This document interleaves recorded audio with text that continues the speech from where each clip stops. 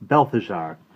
He had a son, Belshazzar was his name, who held the throne after his father's day, but took no warning from him all the same, proud in his heart and proud in his display, an idolater as well I say, his high estate, on which he so had prided himself, by fortune soon was snatched away, his kingdom taken from him and divided. He made a feast and summoned all his lords, a certain day in mirth and minstrelsy, and called the servant, as the book records. Go and fetch forth the vessels those, said he, my father took, in his prosperity, out of the temple of Jerusalem, that we may thank our gods for the degree of honor he and I have had of them. His wife, his lords, and all his concubines drank as long as appetites would last. Out of these vessels filled with sundry wines, the king glanced at the wall, a shadow passed, as of an armless hand, and writing fast, he quaked in terror, gazing at the wall. The hand that made Balthazar so aghast wrote, Mene, Tekel, Paris. That was all. In all the land not one magician there who could interpret what the writing meant.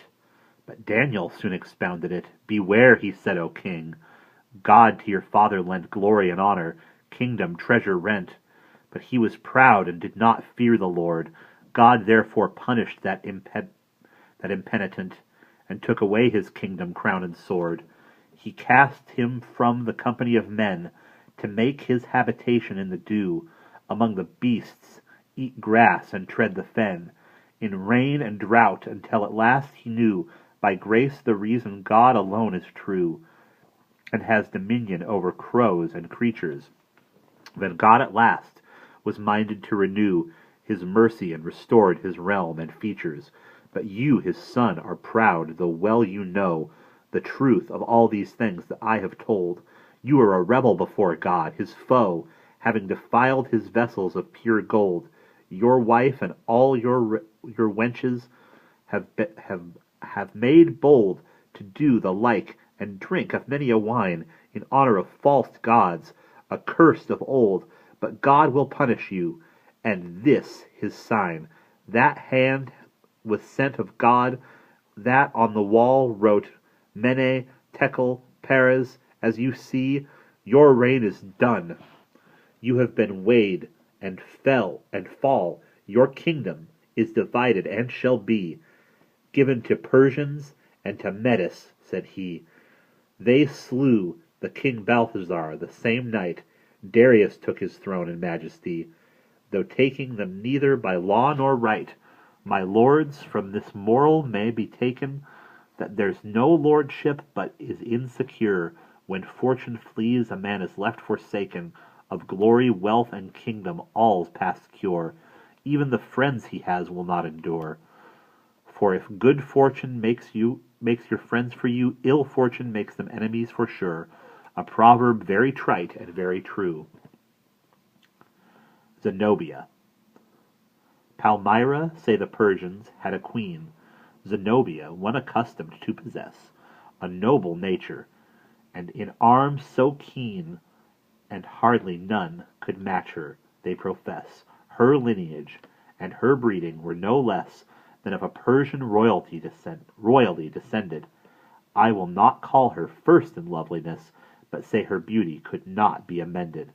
I find that from her childhood she had fled the offices of women, for she went off to the wildness of the woods to shed the blood of forest deer. Her bow she bent on them, still swift of foot when they were spent. And as she grew to woman she would kill leopard and lion too, and once she rent a bear apart, she ruled the beasts at will.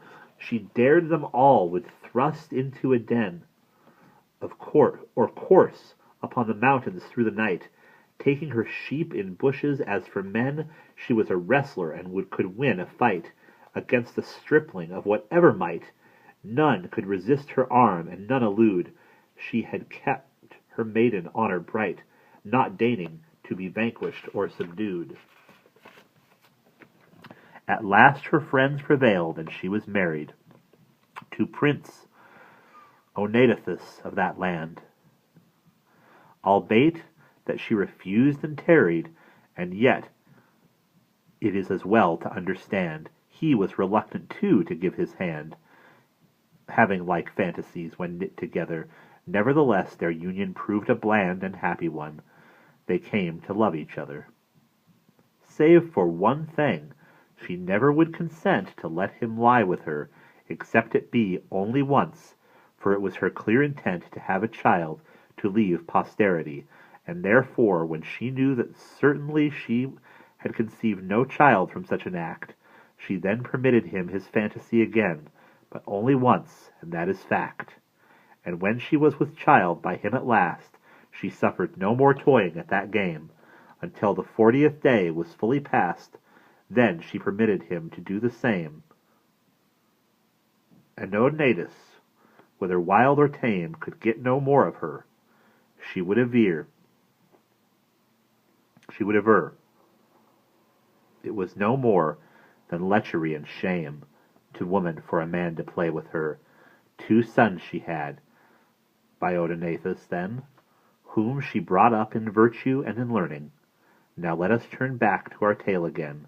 I say once more, a creature so discerning, so much esteemed, so lavish and so burning in warlike zeal, so courteous by her birth, you never could have found another returning from search in all the corners of the earth. Her splendor of array may not be told, whether in clothing or in store of treasure, for she was clad in jewelry and gold. In spite of her hunting, she found leisure.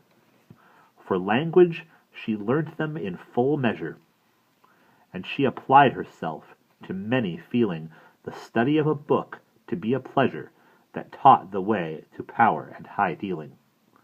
And briefly, to continue with my story, her husband was as powerful as she. They conquered many kingdoms of great glory.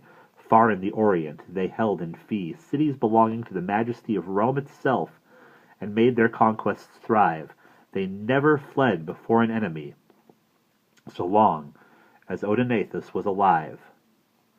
As for her battles, should you wish for reading, against Shapur the king, and more as well, with all the details of the whole proceeding, that title won, what captured citadel, and how at length she came to grieve and fell, besieged, made captive, all that she endured, study my master Petrarch.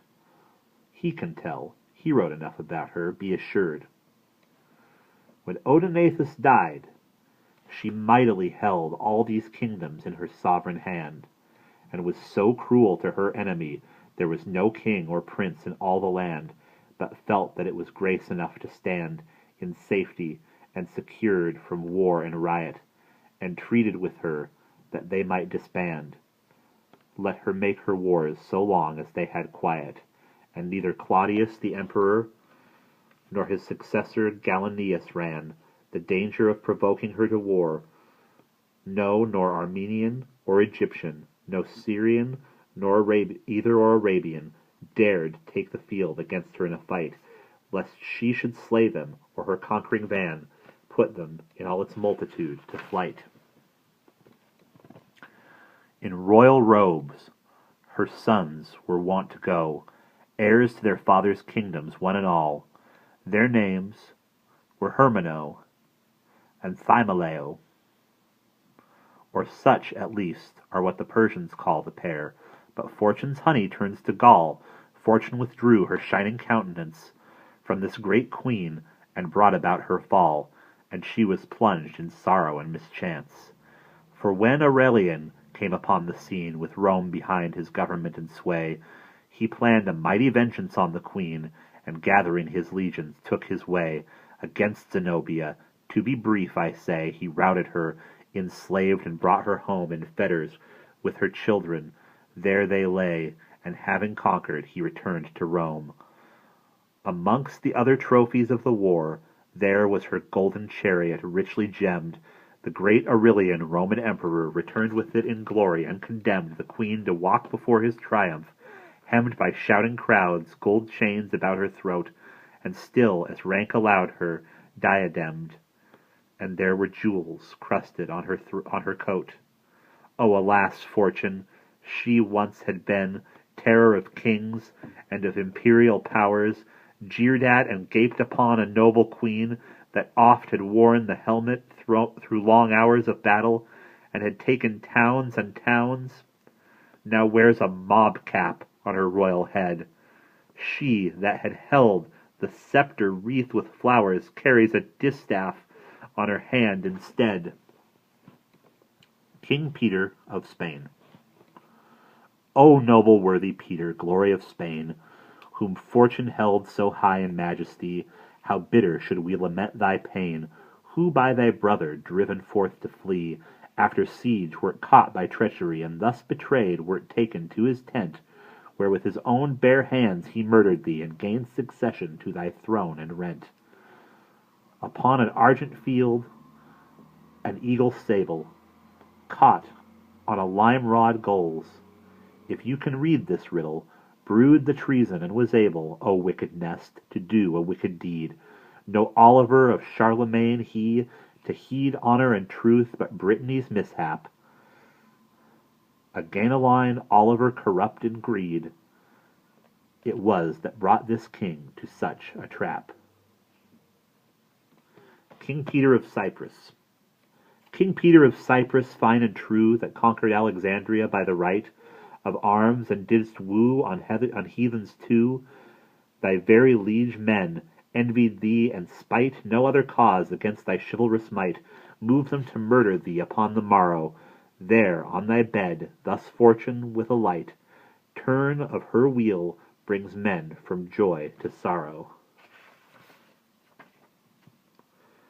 Bernabo, Visconti of Lombardy. Great Bernabo, Visconti of Milan, god of indulgence, scourge of Lombardy, should I not tell of thee, unhappy man, that scaled the summit of felicity, thy brother's son so doubly bound to thee, being thy nephew and thy son-in-law, yet in his prison wrought thy misery and death, but how or why I never saw.